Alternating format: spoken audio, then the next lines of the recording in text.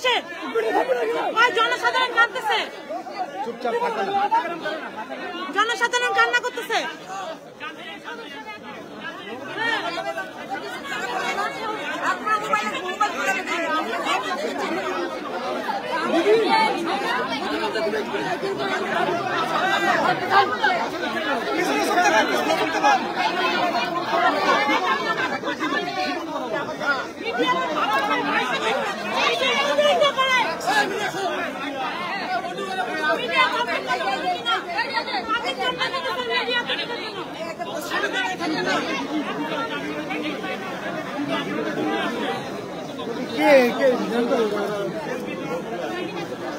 দাদা বুমটা নিচে করো, বুমটা নিচে করো।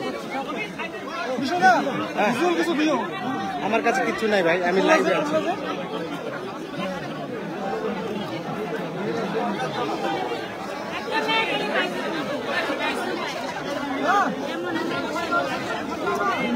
আরে বুমটা তুলছিস কেন?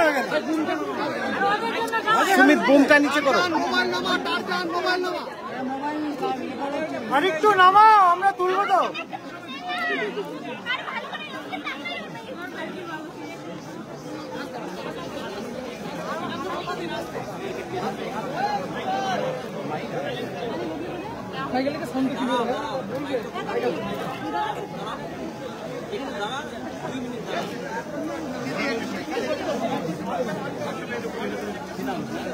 সুমিত সুমিত এই সুমিত, ওই সুমিত, ওই সুমিত ছবি তুলে দেন না 2-4টা।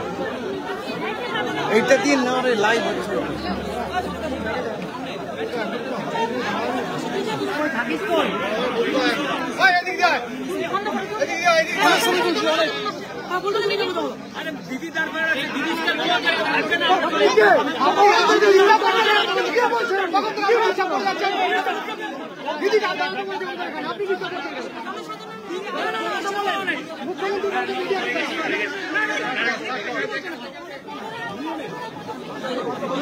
মুখ্যমন্ত্রী দাঁড়াতে বলে আমরা দাঁড়িয়েছি, আমরা কি ঘিরে গেছি?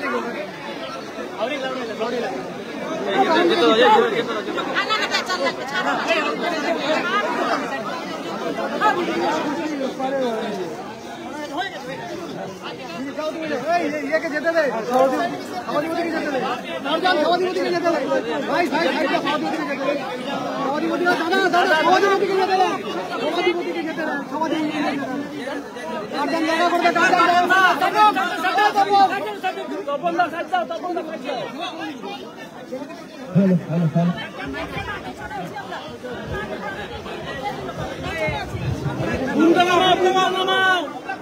আমি প্রথমে এসেই যারা রিলিফ ক্যাম্পে আছেন এবং যাদের ঘরবাড়ি সব নষ্ট হয়ে গেছে, আশ্রয় নষ্ট হয়ে গেছে কালকের ঝড়ে, জলপাইগুড়ি আমি হোল নাইট ছিলাম আপনারা জানেন।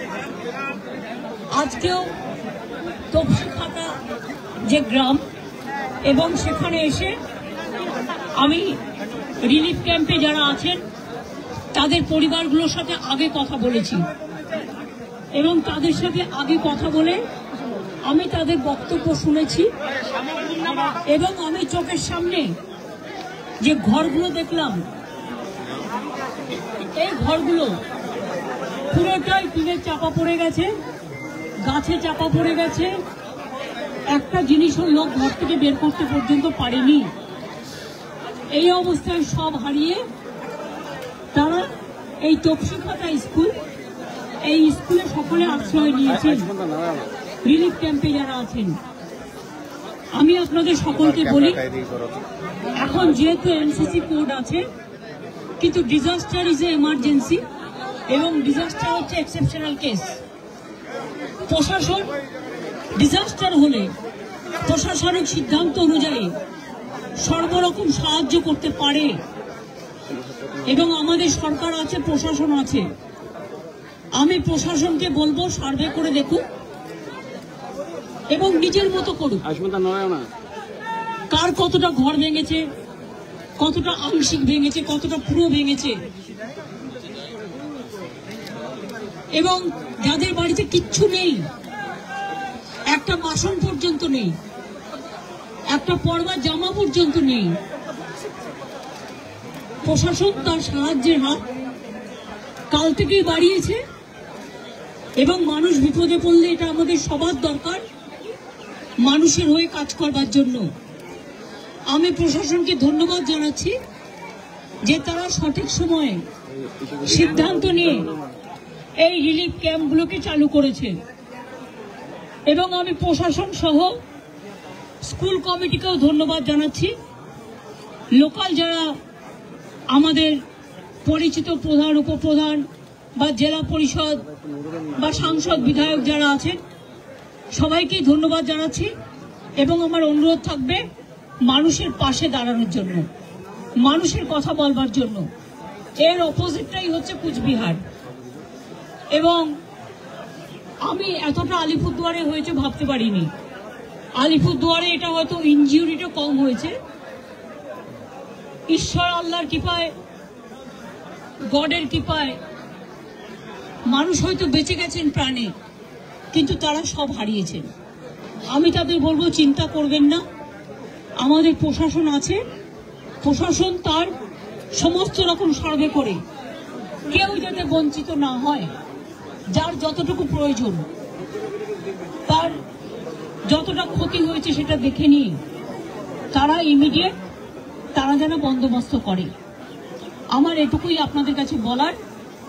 আমি ভোরবেলায় পৌঁছেছি চালসায়, কাল সারা রাত করে, তাই আমি আজকে আলিপুরদুয়ারে এসে এই জায়গাটা সবচেয়ে বেশি হয়েছে এবং দেখছেন আপনারা আমি মা ভাই বোনদের সাথে কথা বললাম, অনেক বাচ্চাও আছে, মহিলারাও আছে, ভাইয়েরাও আছে, তাদের সবার সাথে দেখা করলাম এবং সকলের একটাই কথা যে তাদের এখানে সবটাই ভেঙে গেছে।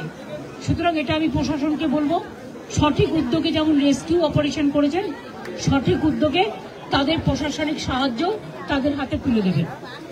এইটুকু আপনাদের বলার। সংবাদ মাধ্যমকেও ধন্যবাদ তাদের কোঅপারেশনের জন্য এবং আপনারা সবসময় বঞ্চিতদের পাশে থাকবেন, এটাই আমার অনুরোধ থাকবে। সব একই রকম, ঠিক আছে।